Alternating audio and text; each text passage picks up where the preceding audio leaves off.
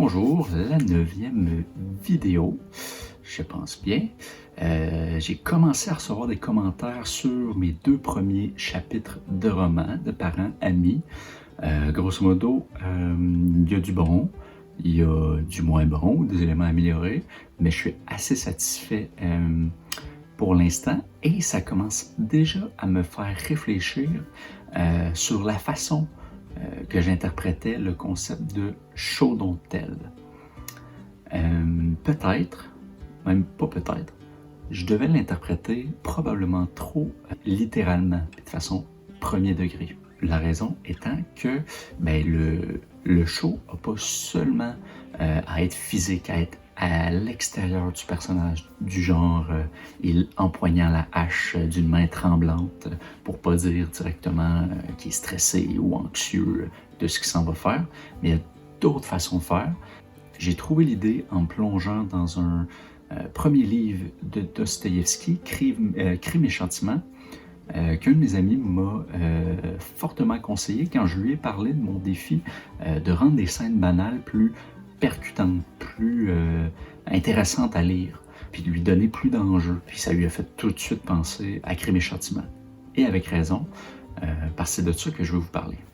Bonjour, je m'appelle Félix, puis je me suis donné l'objectif d'écrire un livre d'environ 100 pages d'ici la fin de l'année 2025 et de filmer une vidéo par semaine sur mes bons, mes moins bons coups et en espérant que ça te donne le goût de commencer toi aussi. Donc, voici 2 exemples que j'ai rédigés. C'est pas parfait, c'était pour me pratiquer. J'ai gardé l'univers de Dostoïevski, puis pour vous donner la différence entre les 2 passages, il n'y en a pas nécessairement un qui est meilleur que l'autre, mais on voit la différence dans l'utilisation de la technique, puis probablement que cette technique-là est, comment dire, faut peut-être pas l'utiliser trop souvent, mais quand il y a un moment vraiment important puis central dans le récit, mais qu'il se passe pas grand-chose, je pense que c'est vraiment percutant. Donc, le premier passage. Il tenait une hache qui semblait vouloir s'échapper d'une main sans courage.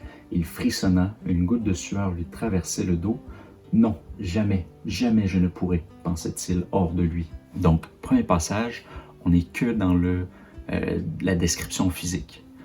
On n'est pas dans sa tête. Donc, le deuxième passage, on va rentrer dans sa tête. Puis on va voir vraiment la différence. En empoignant la hache, il s'imagina la fracasser sur la tête de la vieille qui s'écroula dans une mare de sang. Il frissonna, une goutte de sueur lui traversait le dos. Non, jamais, jamais je ne pourrai, pensait-il hors de lui.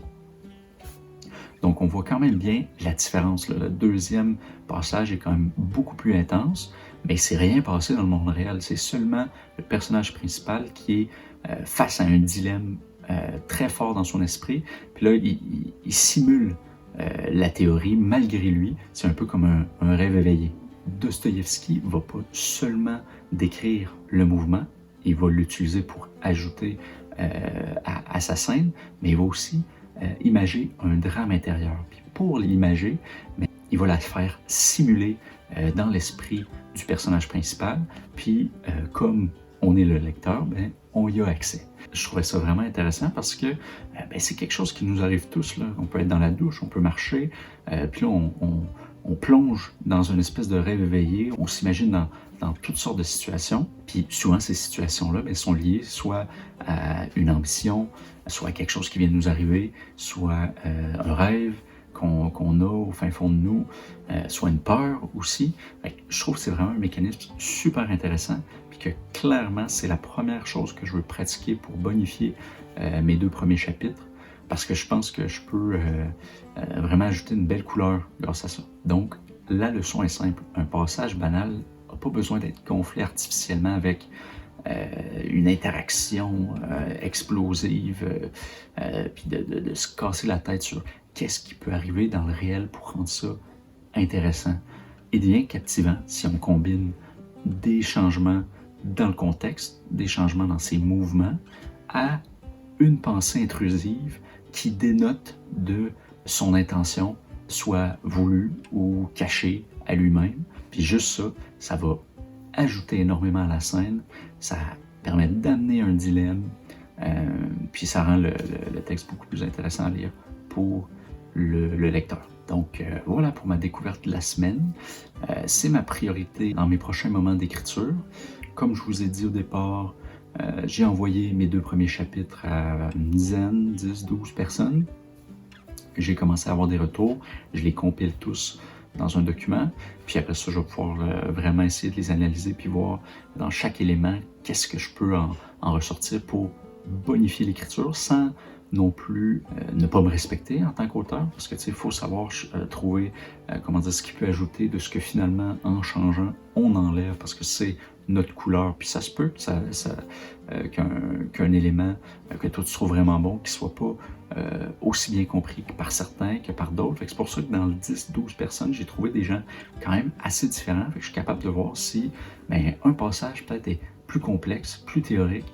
Je me suis rendu compte que une des personnes que je m'attendais à ce qu'ils comprennent l'a compris, a bien aimé ça, mais d'autres personnes qui pourraient tout aussi être le type de lecteur que je cible, il était un peu moins sûr. Fait que ce que ça vient me dire, c'est que le passage est probablement bon, mais je peux probablement le ramener un petit peu. Je suis peut-être pas si loin que j'aurais pu penser si celui que je m'attendais à ce qui aime ce passage-là l'aime pas.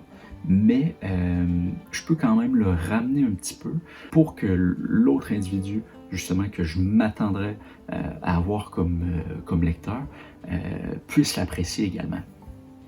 Fait que c'est un jeu assez, comment dire, comment dire, c'est un bel effort sur l'ego, mais une fois que tu passes au par-dessus, c'est super intéressant parce que tu te rends compte qu'il y a plein de choses qui reviennent, mais formulées de façon différente.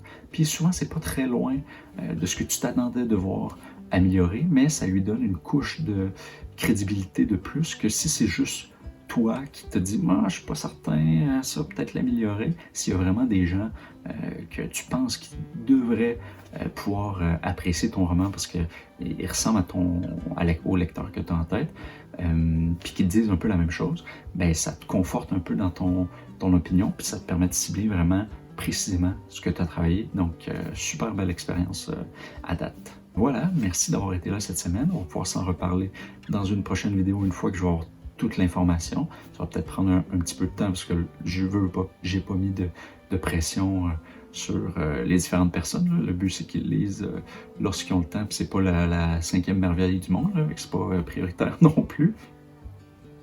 Donc, c'est ça. Encore une fois, merci, puis on se revoit la semaine prochaine.